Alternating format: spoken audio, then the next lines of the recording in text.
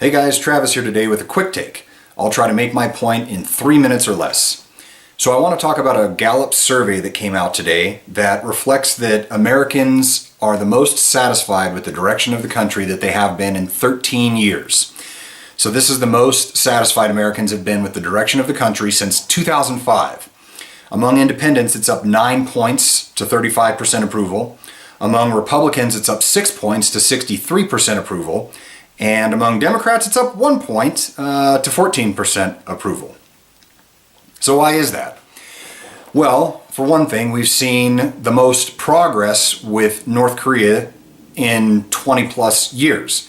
Now, I realize that North Korea is currently threatening to pull out of the peace talk negotiations. And I don't know that anyone's totally surprised by that because North Korea is unpredictable. But this is still the most progress, the most hope that we've had in dealing with that situation in over 20 years. So that's something to be encouraged and hopeful about. Additionally, unemployment's the lowest it's been in I don't even know how long, currently at 3.9%.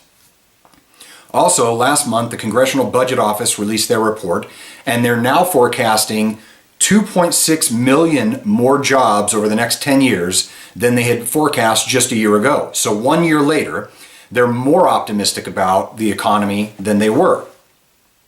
As I look across the news for the last several months, I see story after story of wages increasing, companies paying out bonuses left and right, and the economy seems to be growing. Now, this is what was promised by President Donald Trump and the Republicans.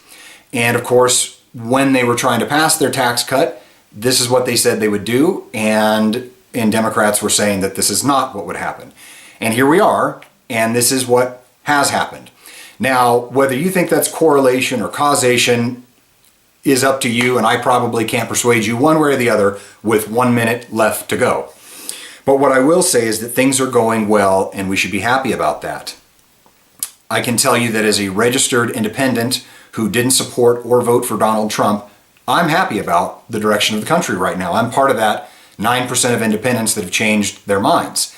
Now, that doesn't mean that I approve of everything Donald Trump has ever said and done. It doesn't mean that I'll approve of things he may say or do in the future, or that you have to.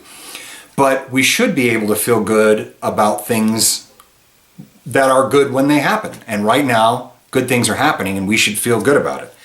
I'd also say that, in a relationship, when there are problems, sometimes you have to be the bigger person. Sometimes you have to be the first person to give in, to give a little bit. And so again, as somebody who didn't support the president, I'm willing to give a little bit. This is what he promised, and this is what's happening.